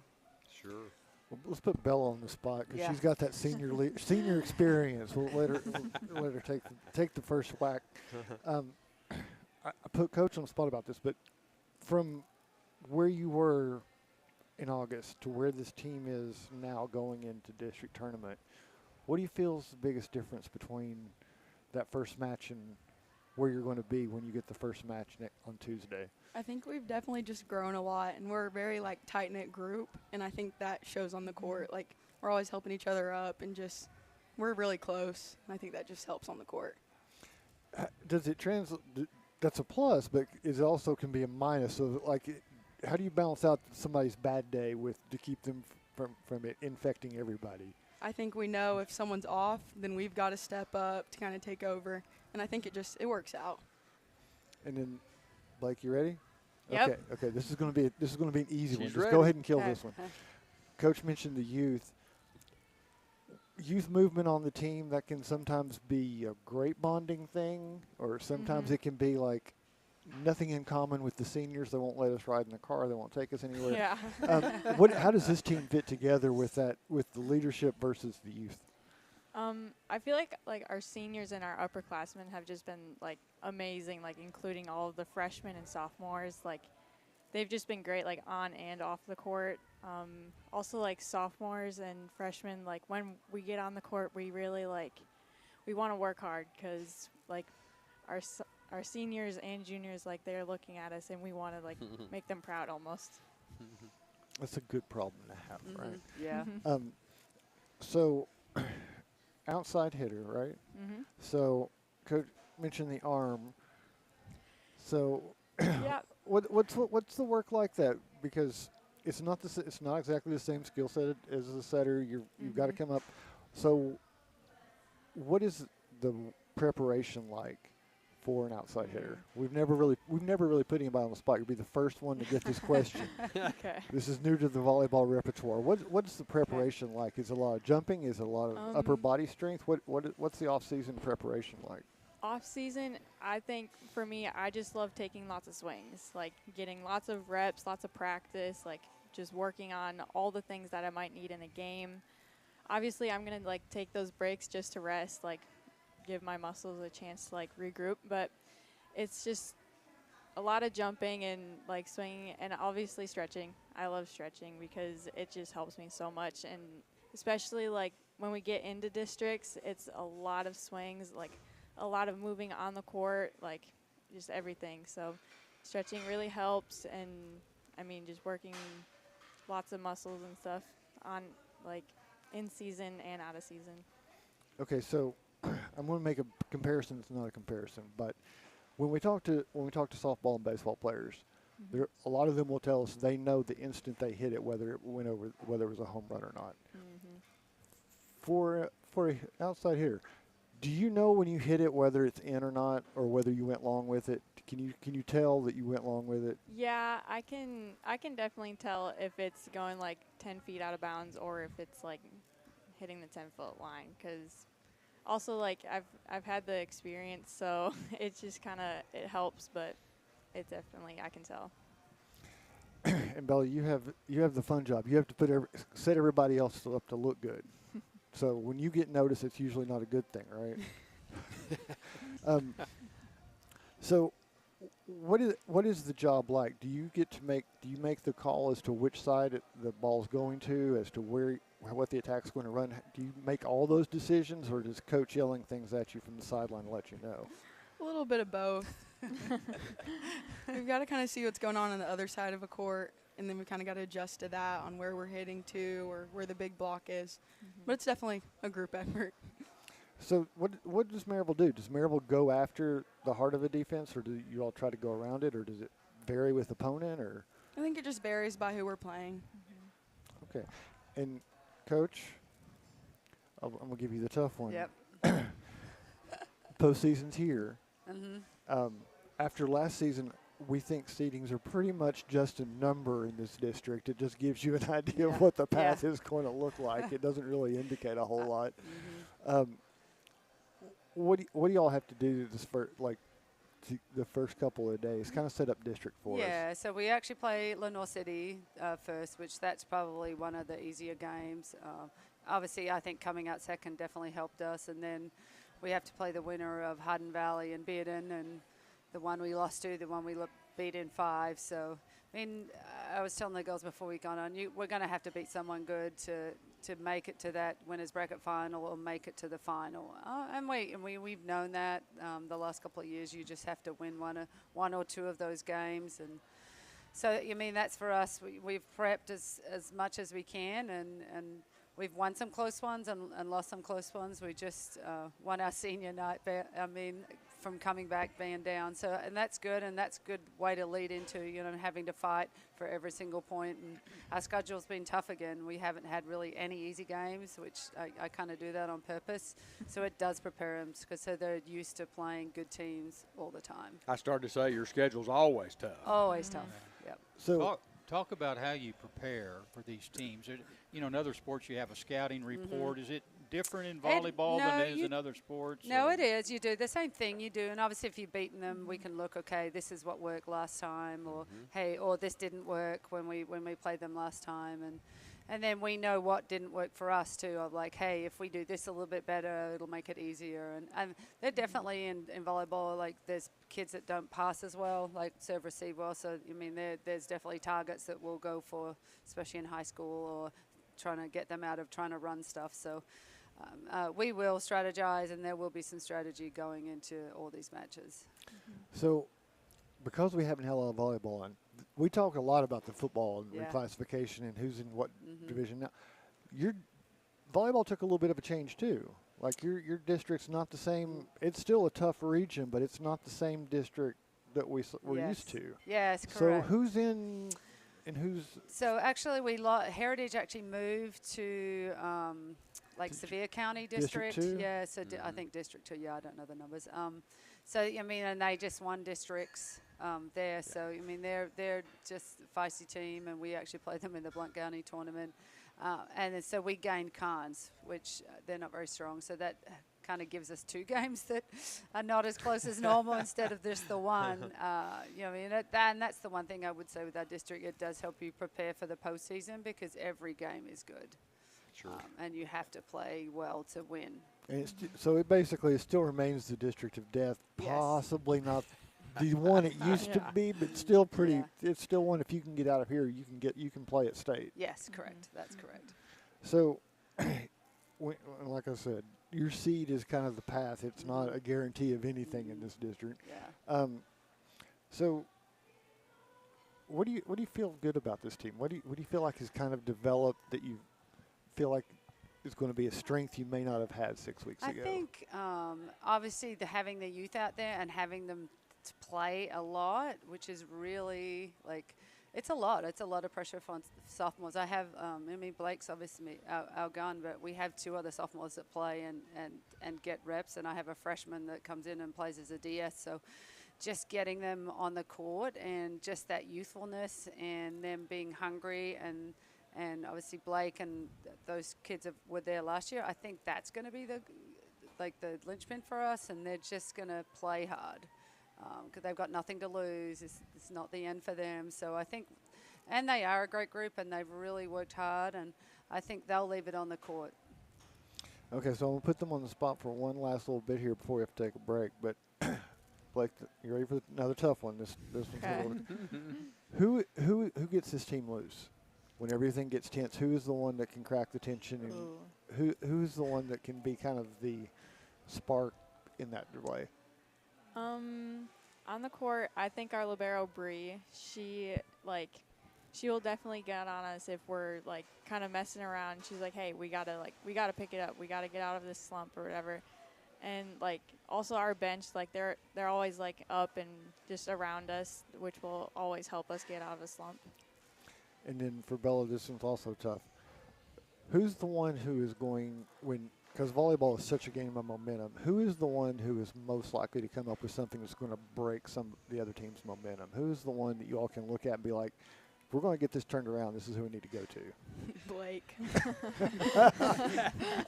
Wow, that was there. We didn't even see the money change hands there, Donnie. That was really smooth and slick. She Checks in the slid right mail. over there. Coach, you've got such a great perspective on volleyball in the region. It feels like, even though we haven't had as much focus this year, like this is just one of those another year where everybody's just that much better. Yeah. Like everybody, like the bar just keeps going up in this region. Is that? It is, and I think a lot of these kids have invested to play year round, and that really helps the level, and obviously elevates the level. All these kids are wanting to play in college or have that maybe the opportunity to play in college. So playing year round and playing really high level year round volleyball just elevates the level at the high school level. And then do you want to give a shout out for K2? I Because know. I know there's the club level that you mentioned it, and Yeah. it is such a huge integral part for getting our local athletes seen by college coaches and giving them opportunities to develop as players. And it is, and I mean, unfortunately, it's volleyball's a little bit different than say a football where you're getting recruited in high school. You don't ever really get recruited at all in high school for volleyball, and so kids really have to kind of go and get seen at the club tournaments. And we've had a lot of Blake's team that she played on last year was really, really good, and a lot of those kids have had a super successful high school season. So that's really kind of fun to see them. I mean, have a great season in club and then turn that around, and then all of them be leaders at that level in the high school as sophomores. So it is important, and then it will continue to grow. And that's, I mean, I want everyone to have opportunity. I mean, obviously at K2 we do everything from tiny tots to 18-year-olds, but I think volleyball is a super popular sport right now. It's actually surpassed basketball for girls playing like organized sports. So I just really feel like it's a growth sport, and we're excited to be part of it. And I'm going to say again, thanks for coming in this morning. For the girls, I'm going to go ahead and toss this out because I went and looked this up after I was texting with Coach last night. So we laid down this challenge last year that, how we love having people bring trophies back and being able to display them, and that you can win your way back on the show.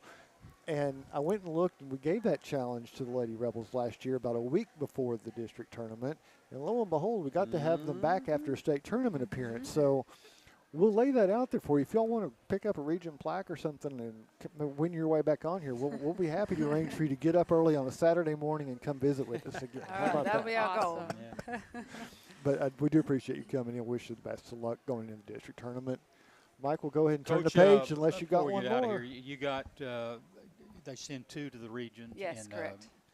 If I were you, as tough as this region is, I'd be politicking for 4, like basketball, basketball and football, and saying, hey, how's come football and basketball gets to send 4, but we only get to send 2? I agree with that. I definitely agree with that. Never understood Yeah, that. good to have all of you on the show, Thank and you. good luck to Thank you in the you. district Thank you. tournament. Hey, time for a break. When we return, it's the Boyd Sports Spotlight. You're listening to the GoTeez Sports page, and now stay tuned for the best in local sports. For 90 years, Anderson Lumber Company in Alcoa has proudly served and supported our local communities. Locally owned, so the money made here stays here. Whether you're renovating a kitchen, bath, new floors, doors, or windows, Anderson Lumber is so much more than a lumber store and can take care of you from design to install. We welcome you to visit Anderson Lumber in Alcoa for all your home's needs, or shop over 67,000 items online at AndersonLumberCompany.com. Anderson Lumber since 1925.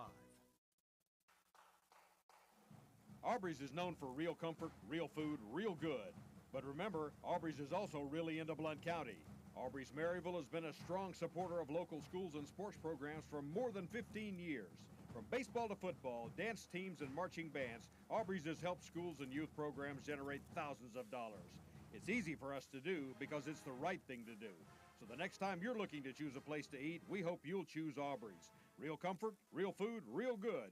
See what's on the menu at aubreysrestaurants.com. Welcome back to the Blue Tick Tavern in downtown Maryville. This is Mike Edwards, and it's time for the Boyd Sports Spotlight segment with Donnie Moore. And Donnie, this is an exciting time for sports across the country. We've got college football and big games there, and by golly, we've got Major League Baseball, in the playoffs right now going on, and pro football. Absolutely. It's a great time for sports in the fall. Always. We're into it. We love it. That's what we live for. All right, let's move to our sports headlines segment. It's brought to you, as always, by Fast Signs. Well, the Major League Baseball playoffs are headed to the Division Series with 6 games slated for today and tomorrow. 6 baseball games. Wow, you get a baseball overload if you watch all of those. Today's games include 2 each in the American League and the National League, and tomorrow's schedule sees 2 American League games. Today, the Yankees and the Blue Jays square off, and the Tigers and the Mariners play each other today. In the National League, the Cubs face the Brewers, and the Dodgers take on the Phillies. Yep, and this is a best of 5. Yep, it's a best of 5. Best of 3 was the wild card series, and this one's best of 5. Yeah. Yep, sure is. Yeah, tomorrow, the Yankees take on the Blue Jays, and the Tigers face the Mariners tomorrow. I'll tell you, it gets real interesting in these playoffs. Yeah, it does. Donnie, because it's nerve-wracking. Oh, big time. It's really nerve-wracking. You get right down there at the end, and one swing of the bat can change the whole complex of the game. Sure can. It'll make you a nervous wreck. I was watching the Cubs right there to tail in there in the 9th inning there the other night, and they got their closer there on the mound, and what's he do? He gets 2 strikes on 2 guys and then hits them. Yeah. And they got 2 runners on base, and they haven't even hit the ball. No. I think they were down 3-1 or something like that. And I mean, it was it got real nail biting for the Cubs right so there. Many in that 9th factors inning. can change the outcome of the game and the whole tenor of the game too. Yeah. So you're thinking, boy, our team's looking real good here, and in one swing of the bat, it's like, man, we're not looking so good. Well, that'll be interesting to see how this shakes out. Yeah. The New Orleans Saints announced on Thursday that they have signed a 10-year lease extension to continue to play at the Caesars Superdome through 2035. The Saints have called the Superdome their home for 50 years, since 1975. And, the Superdome is one of those that is kind of different in the professional sports model that we have now, because they don't own it. And they have an agreement with the city and state on staying there, where the whole thing now is teams partner up and they get so much of the revenue. And I mean, it's amazing that relationship, given the ups and downs of the franchise, has stayed in place as long as it has. Yep. Well, here's a name you haven't heard in about 4 years: Ed Orgeron. Oh, it's Orgeron. Yeah, what's he up to? He has a hankering to coach again. Oh. Coach O has been out of the game since 2021 while drawing buyout money from LSU to the tune of $17 million. He's running a little short. Yeah, he must be. Orgeron says about the possibility of a return, and this is a quote, "It all depends on what the best thing available is." I should have done that in his voice, shouldn't I? I don't think you could make anybody understand it if you did. But I'm ready to coach again, he says. I left a little bit of meat on the bone, and I'm ready to go. Well, UCLA, Virginia Tech, Oklahoma State, and Arkansas might be available. That's true. And possibly Florida. Yeah, Florida. Wouldn't it be ironic to see him think about him at UCLA? Because he was on that staff that came over from USC. Yeah, I know. He was. Yeah. I mean, that would be like one of those ultimate slaps to USC, wouldn't it? I can't imagine. Well, 3 names keep cropping up as possible replacements for the 8 managerial openings that's coming up this off season. Link Jarrett, Tim Corbin, and Tony Vitello. Jarrett, 53, has been a manager since 2013 and has an overall record of 415 and 262. He is currently the manager of the FSU Seminoles, Florida State. Vitello, 46, has been at UTK since 2018, and his record is 341 and 131 with the Vols. And a national title. Yeah, and a national title. Tim Corbin, 64 years of age, is entering his 24th season at Vanderbilt and has 1,000-plus career wins in college baseball. Per the experts, the Major League Baseball team most likely to hire one of those three is the San Francisco Giants. Wow. So we'll see how that goes. UT may be looking for a baseball coach. Yeah, I hope not. Good grief, I hope not. Yeah. But we'll see. I don't think we've gotten far enough into the NIL influencing college for – I think it's still a rough transition from college ranks to the pro ranks, because it's not just managing the game. You're managing a whole lot of other things that are going on in that clubhouse. Yep. Just got a text from our buddy Charlie Paleo down in Ball Ground, Georgia, and he says, one interesting playoff note, Craig Counsell, the Cubs manager, played college ball at Notre Dame. Really? Yeah. And his coach, Pat Murphy, is now the Brewers manager. All right. So thank you, Charlie, for that that note. 4 Power 4 college football coaches were fired in September alone. Virginia Tech, UCLA, Oklahoma State, and Arkansas all have sent their head coaches packing. Florida, UAB, Auburn, Wisconsin, and Arizona are reportedly considering following suit. The old coaching carousel is turning early and rapidly. Really? Yeah, we've talked about this. It kind of looks like the pro game. Yeah, it does. Getting rid of these guys before they even get out of the gate, hardly. And that's true. With what you're going to owe them, and I don't see what you can gain by cutting them off at the knees at this point. If you don't have somebody on the staff you want to promote, I think Petrino's an exception to the rule. Yeah. In a lot of ways, but if you don't have that piece in place, you're just going to go with an interim coach who knows he's probably going to be let go at the end of the year anyway. I mean, with the transfer portal and the way things are set up, it could be a real recipe for disaster, because everybody knows you're looking. If you don't get something done immediately, like Thanksgiving immediately, yes, then you could be trying to hire a coach to come coach 12 guys, because that's all that's left. Mm-hmm. I mean, it's a terrible situation. I don't understand the impetus to start this early. You can start looking without actually saying anything. Well, you can, and you should, in my opinion.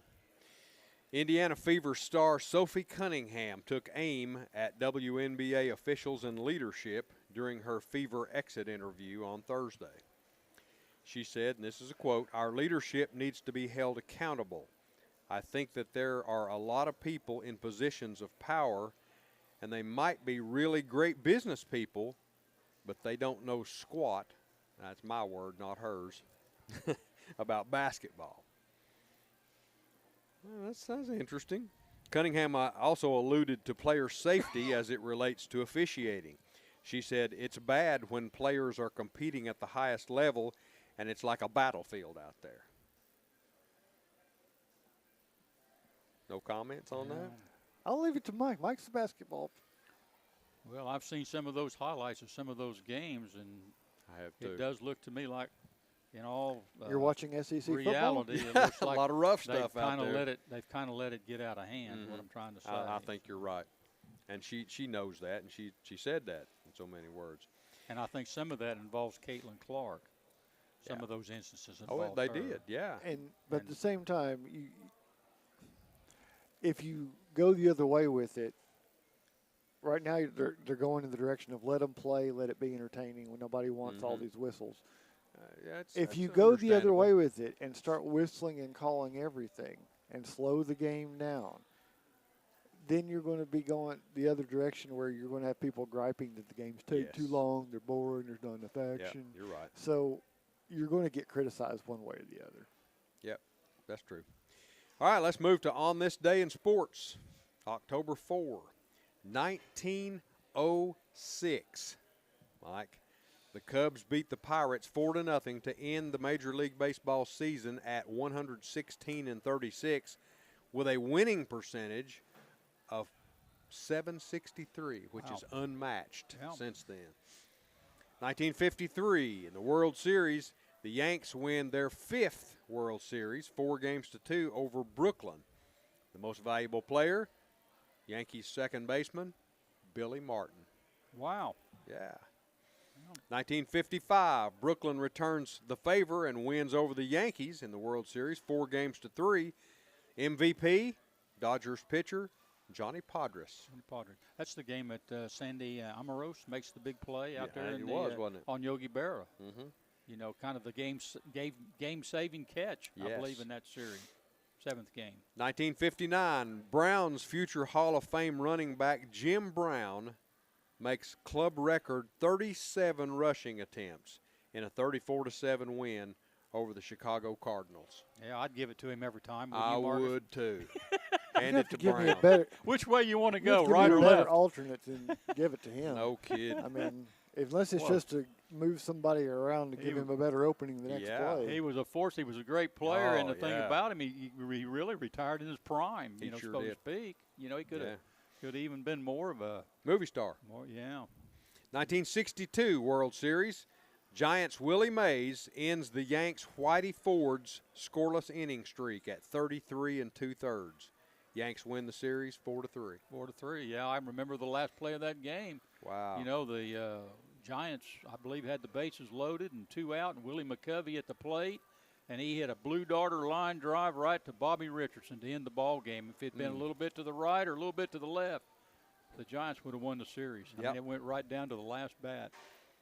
1972, future Hall of Famer Ted Williams manages his last game as his Texas Rangers lose to Kansas City 4-0. Ted Williams. I think Ted was great a player. lot better player than he was a manager. I think so, too. I think that's a given. 1980, future Hall of Famer Mike Schmidt hits his 48th home run, breaking Eddie Matthews' single-season Major League Baseball record for home runs by a third baseman. I think back to Ted Williams, Yeah. I think Ted coached the Washington Senators at one time, way back in the day. I saw them play. And I've he seen had a them play controversial game in in which he didn't show up you know, for a game. He fell asleep. He fell asleep and didn't wake up till after the game was over. That's how excited he was about that Washington Senator team, I believe, that he had there. 1985, Henry G. Perry completes a 157-day, 14,021-mile bicycle tour of Australia. Can you imagine riding 14,000 miles on a bike that doesn't have a motor? Okay. I needed that qualifier. It's a bicycle. 1986, Yankees closer Dave Righetti records saves number 45 and 46, a Major League Baseball record. 2001, Giants' Barry Bonds hits home run number 70 and ties Mark McGwire for most home runs in a season. With an asterisk. Yeah. 2012, seven-time world drivers champ Michael Schumacher announces his retirement from Formula One. Yeah, great driver. He was a great driver. Yeah, perfect fit for Ferrari. They just, with him, they just kind of won it year in and year out. They just walked away with it, didn't they? Yeah. Birthdays on this day, 1892, a guy by the name of Gaston Chevrolet. Gaston Chevrolet won the Indianapolis 500. In 1920. Yeah. French auto racer, born in France and died in 1920. Yeah. He died in an auto accident at a race. Wow. 1944, one more birthday, Hall of Fame manager Tony La Russa, born in Tampa, Florida. He's 81 years old, still alive. one death on this day, and it is one of the greatest athletes to ever run. Secretariat died on this day in 1989. Won the Triple Crown in 1973. He was euthanized while suffering from laminitis at the age of 19. 19 years old. Yeah. Wow. What a horse. I'm telling you. The greatest of all time. I agree. Greatest of all time. I mean, he beat it. He beat a good horse in all three of those races, and to win the Triple Crown. But he sure did. He won the Kentucky Derby, as I recall, was fairly close, and then he won the Preakness and by a little bit more. Yeah. And then when he went to the Belmont, he went to Belmont. Couldn't even see the people. He behind just said, it, "Well, the horses behind I was sandbagging in them first two races. I was just a sandbagging." Yeah. And then he just absolutely, I don't know, it was like what, 20 lengths or something ridiculous. That's a ridiculous length. Yeah. Well, that's all for this week's sports headlines. Brought to you as always by Fast Signs. I'm Donnie Moore. Back to you, Gunner. Yeah. This is Mike Edwards, and I'm here with Donnie Moore and Marcus Fitzsimmons, and we've got some pretty good games in the SEC today. I think the one that a lot of eyes are on is Vanderbilt down at Alabama. A lot of people are thinking, hey, is Vanderbilt for real? Quarterbacks, Carrion and Pravia, and they're ranked number 16th in the country. Talk about Tennessee and what kind of program we have here. Well, we may not have the best program in the state, Marcus. I mean, Vanderbilt's playing pretty well, and they're just ranked one below us. And in Memphis over there, they're undefeated and going real strong. But the Commodores at 5-0 are down at Tuscaloosa today, take on Alabama at number 10, and they're 3-1. And that game's on ABC at 3:30, and the Tide is favored by 11.5 points. Are we looking at big game next game here because Alabama just beat Georgia? Everybody's patting them on the back down there, and you got things turned around, and we got things in order, and da-da-da-da-da. And here comes Vanderbilt. In my opinion, I think Vanderbilt's catching Alabama at a pretty good time right here. I think so, even though it's a revenge game. Yeah. I'm thinking they're still catching. If it wasn't for the fact of what happened last year, I would agree. Yeah. But I would guarantee you there are players on the Alabama roster who have had this game circled for 364 days. Oh, yeah. They will never forget what happened to them in Nashville, and they are very determined. Given the chance to drop 42 or 56 on Vanderbilt, Alabama will do it today. Yep. There will be no letting up when they get the opportunity. And no, they're going to keep Donnie, their foot on the gas. This is just the start of a juggernaut for Vanderbilt. Oh, yeah. Because, they got to play Alabama today, then they're going to play LSU next week, and then they got to play Missouri, and then they got to play Texas. I'm talking all in a row. Oh, yeah. And then they got to go to Auburn to play they're better than their record. I'm telling you, I like I said before, I don't know who schedules these games, but they've got a real tough run right here. They do. Real tough run. So we're gonna find out what. Well, they're they sat made down of at the for table and they said, "Who wants to play Vanderbilt?" And everybody raises their hand. I agree with you. Another big game in the SEC is number 9 Texas down at a struggling Florida, who's 1-3. Texas comes in at a 5.5-point favorite. That game's on ESPN at 3:30, so you're going to have to switch back and forth there between Alabama and Florida. And that one's at Florida. It's at Florida. Texas rated number 9. Of course, they've got Arch Manning, and this is the first game. Texas had the tough game up at Ohio State that they lost, but they've had 3 breathers, and now they're coming into Florida to play, and they haven't played an SEC game yet. And Florida Florida's got everything on the line here. They've got their season on the line. They got Billy Napier's job on the line. Oh, yeah. Guys, this is a huge game for the Gators. It because is. This could be Texas goes down there and blows Florida out. I can see Billy Napier being gone tomorrow. Yeah. But the swamp is hard on Manning's.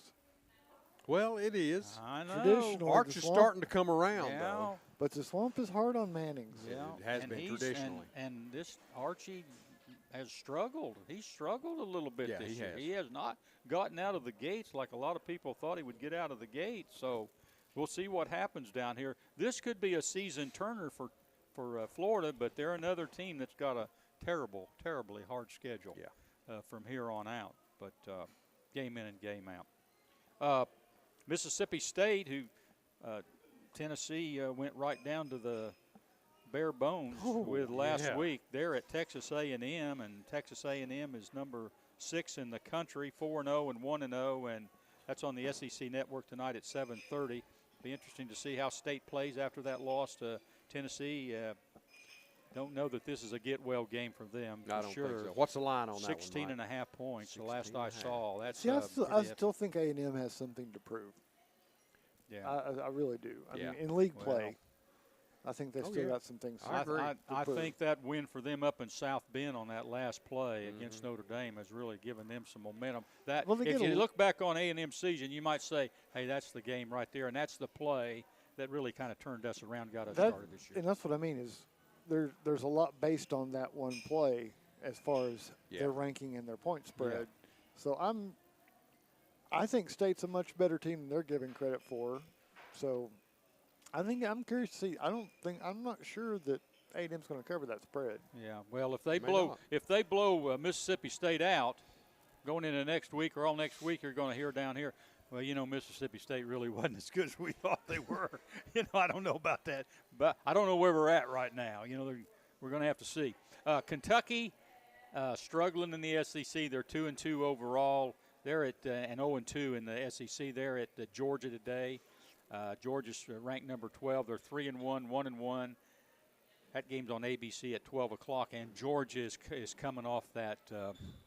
They're coming off the loss to Alabama. This is not a good situation, I don't think, for Kentucky to be going into Athens today. Kentucky's in trouble. I think they're going into a hornet's nest probably down there at Georgia today. But you never can tell in the SEC. I don't think you can. I think that's sacrilege to refer to a hornet's nest in Athens just because of Georgia Tech. But I would not want to be the Wildcats in any shape, form, or fashion with this, given what – I don't know. I feel like this is one of those years where they're already looking forward to basketball season in Lexington. Yeah, and they're a 20.5-point underdog down there today, and that's another coach that's he's sort of on shaky ground too. The coach up at Kentucky. He is. You're right. Tough situation for them now. Kent State, on the other hand, is out at Oklahoma today, and they're going to run that Boomer Sooner thing. They're going to run them horses to death out there today against Kent State. Oklahoma is number 5 in the country. They're 4-0 and 1-0 in the SEC. That game's at 4 o'clock on the SEC Network. If you want to watch it, 45.5-point favorite over Kent State today. But that all ends for Oklahoma. That all ends after today because next week the Sooners have got Texas at the Red River Shootout. Red River Shootout there, and then they play a South Carolina team in South Carolina who had high hopes for this season. I believe the Gamecocks did win last week, but then they got Ole Miss, and then they come to Tennessee to play Oklahoma, and then they got Alabama, and then they got Missouri, and they got LSU. Who made that schedule up? Ooh. Who in the world? Who's making these schedules up? Well, because if I'm Tennessee, I'm thinking, boy, we want that guy making these schedules every year. No kidding. When you've got this many good teams in the league, it's not like you're going to get an easy schedule. Whew. No, when you have to play, 9 SEC? Well, it's 8 now. 8 opponents. Going up to 9, yeah. It's going to be 9, but I don't know. Between Vanderbilt, Florida, and Oklahoma, I don't know who's got the toughest schedule. when you think about what was it we were talking about 2 weeks ago? You had 12 teams ranked. Mm-hmm. Well, if you 12 or 16 are ranked, you're the best you can hope for is at least the worst schedule you can have. The easiest route would be only face 4 ranked teams. Yeah, and very easily have all 8 of your SEC opponents ranked. Yeah, easily. Yeah. Let's talk about Sam Pittman down at Arkansas. Donnie mentioned that he got axed there last weekend because Notre Dame went down there and blew him out. He was 5+ years at the helm. He went 32-34 for the Razorbacks, and he's going to be replaced by Bobby Petrino. And they're off this week, so they got 2 weeks to get ready and to reorganize to come up here to play Tennessee. Mm-hmm. I don't think you're going to see the same Arkansas team come in here to play Tennessee next week as you saw play Notre Dame against Notre Dame. I think they're a better team than that, and I think Petrino. He's going to come up with some answers here the next 2 weeks, and they've got some time to rebound and a lot of things to prove Marcus, I want to get your take on Petrino taking over down there, and where do you think that program's going?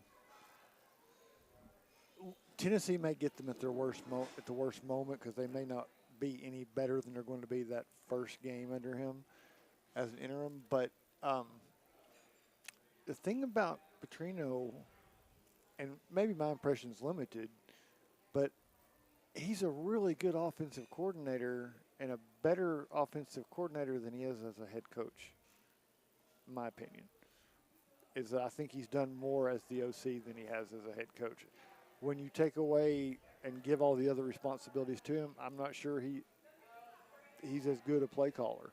So, you know, you can take that for what it's worth. But I think Arkansas is going to have that bump of a new coach and that enthusiasm, but I don't think it's going to hang on until they get reorganized.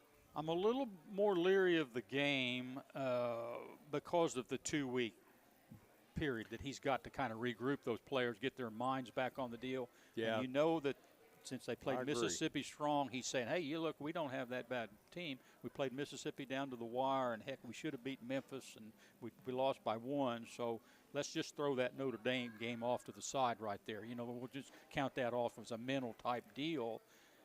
If he was playing Tennessee this week, I wouldn't feel so alarmed about it, but he's got 2 weeks to get everything worked out down there and to get it in order. So we'll see what happens. You know, he went 34-17 at Arkansas before he lost his job. Yeah, right. He did. First time. So I don't know. He's 64 years old. If if he can get them back to a respectability this year, do you think that there's any chance, Marcus, that they would hire him? Or Oh, I think he's definitely on the list.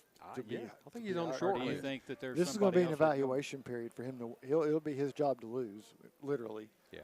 I mean, he can win his So way. as far as keeping an his job. interim, he's in better shape than a lot of interims that we're seeing across the country definitely. right now. Oh yeah, Definitely. he's got a very unique situation.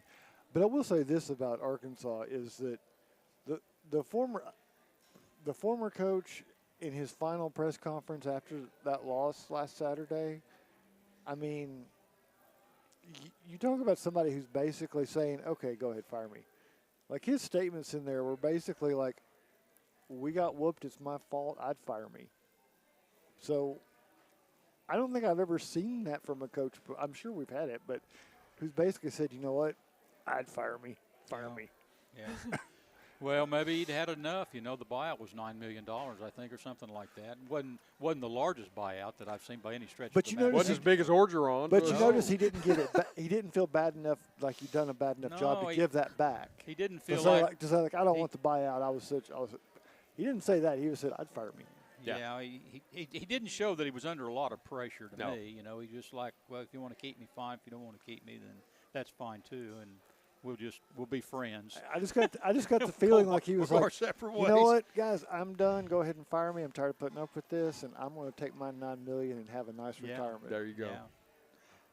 Hey, it's time to take a break. When we return, we'll be back to close out today's show. You're listening to the GoTeez Sports Page, and now stay tuned for the best in local sports. The Roger L. Newman Company began in 1984 with a vision of providing Blount County with excellent heating and cooling service. Mr. Newman also wanted a real business. No gimmicks and no high-pressure sales. They just fix it or replace it. They want to stay within your budget and make you comfortable. Their motto still stands true today. Call us first, we'll be there. Call Roger L. Newman Company at 982-5446 or visit online at rogerlnewman.com. Cooler temperatures are approaching. Upgrade your furnace now for as little as $50 a month. For over 50 years and 3 generations, the people of Blount County have trusted Stevenson Tire with their vehicles and their families. Our mission has always been simple: to provide quality products at reasonable prices with exceptional customer service. Featuring tire products from Michelin, BF Goodrich, Uniroyal, Bridgestone, Firestone, and Yokohama, Stevenson Tire also offers alignment and brake services at affordable prices. Stevenson Tire Company, 2411 East Broadway Avenue in Maryville. Call 983-1621 or online at stevensontire.net. We're back on the sports page, and I'm here with Donnie Moore and Marcus Fitzsimmons. National games, Miami's at Florida State today. Number 3 Miami at number 18 Florida State. Miami 4.5-point favorite. Huge game here for both teams down there in Tallahassee. I want to talk a little bit, and we don't have a whole lot of time right here, but I want to talk about James Franklin up at Penn State. I want to talk a little bit about him. They had a whiteout up there last week in their game against Oregon, and they came up short again. So James Franklin has obviously got some type of big game curse. He's 4-21 against AP top 10 teams at Penn State, and he's 3-17 against top 5 teams.